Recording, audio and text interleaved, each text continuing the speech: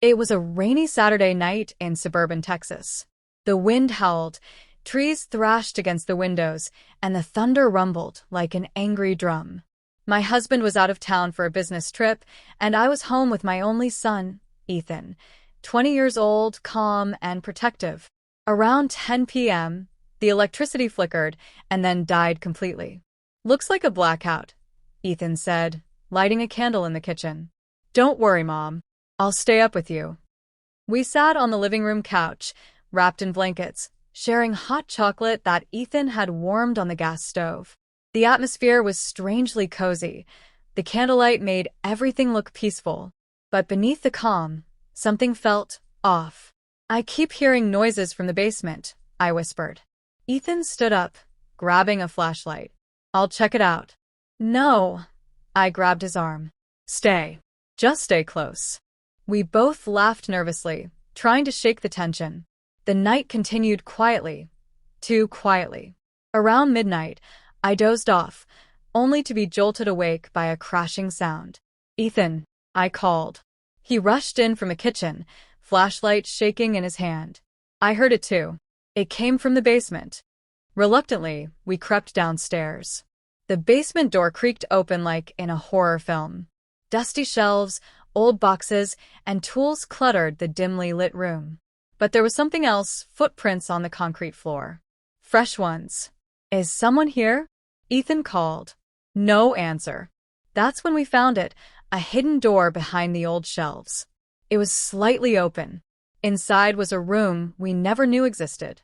A small space with boxes of papers, old family photos, and a dusty safe. Ethan opened the boxes. Inside were documents, letters, and newspaper clippings, all about a man named David Turner, not my husband, but someone who looked just like him. My hands trembled as I read a letter written to Claire Turner, my name.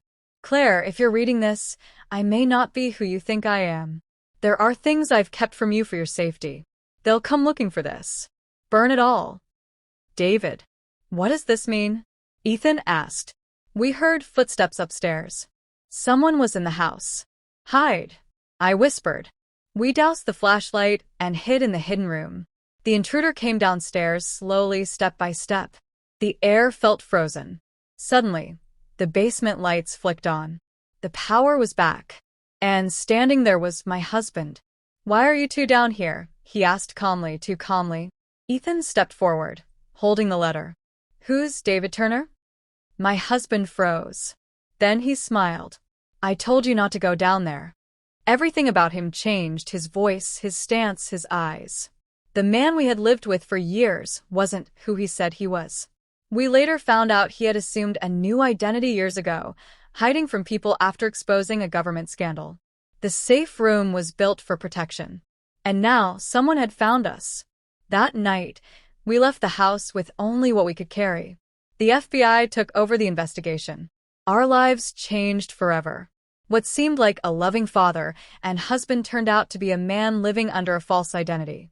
That stormy night exposed a web of lies, leading to a hidden past and an uncertain future, all thanks to a son's courage and a mother's instincts. After that terrifying night, Ethan and I were taken by federal agents to a safe house outside Austin. We were told to trust no one, speak to no one, and leave everything we knew behind.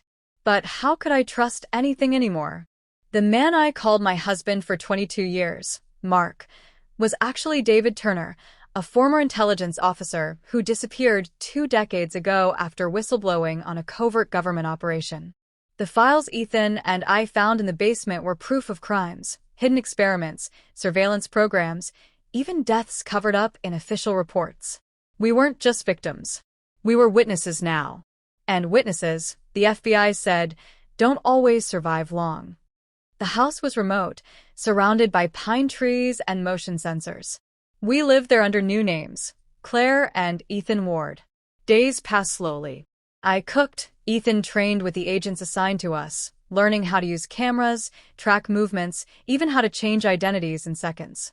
One morning, I found Ethan sitting alone on the back porch. "Mom," he said, "I still don't get it. Why didn't he tell us? Why didn't Dad trust us with the truth?"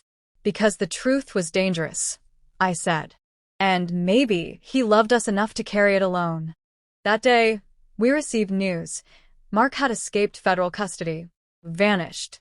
Again. Was he running? Or was he coming for us? Laptop computer, the flash drive. A week later, Ethan received a mysterious package. No return address. Inside was a flash drive and a short note. They're lying to you. Plug this in. D. Against the FBI's orders, Ethan used an isolated laptop to open the drive. It contained a video, grainy footage of an FBI official, the same one protecting us, taking bribes and burning evidence related to Mark's case. Ethan turned pale. We're not safe here. That night, we packed up and ran. No plan. No help. Just the two of us. Driving through back roads of Louisiana, we were tracked. Mark, or David, appeared in our path in a black SUV. Ethan slammed on the brakes, ready to fight. But Mark stepped out with his hands up. I didn't run, he said. They let me go because they thought I'd lead them to you. What do you want from us? I asked, trembling. I want to finish this, he said, and then disappear forever. He handed Ethan a second flash drive. This has everything. Names. Locations. Codes. If something happens to me, expose them. End this. Together, we traveled to Washington, D.C., using aliases. Ethan and Mark broke into a private server building where the files were meant to be uploaded to a secure whistleblower site. But someone was waiting. Agent Rourke, the same man who had protected us, entered with a gun. You could have lived a quiet life, Claire, he said. Why didn't you just forget? Mark looked at me. Because the truth always rises. A gunshot echoed. It wasn't Rourke who fired. It was Ethan. The agent collapsed. The silence was deafening. Mark uploaded the files. Within hours, the story exploded online. Government abuse, black site prisons, cover-ups, all exposed. We were taken into protective custody again, this time by people we chose. Good people. We live in Maine now by the coast. I teach piano. Ethan's in law school, studying justice, because he's seen the price of silence. Mark, we haven't heard from him. But sometimes, I find fresh flowers on our porch. No name. Just peace. One stormy night, like the one that changed our lives, I found a note under my pillow. I never stopped loving you. I only stopped being allowed to show it. D. Was he watching us? Was he near? Or was it just a ghost of a life we once lived? I may never know, but I'll never forget.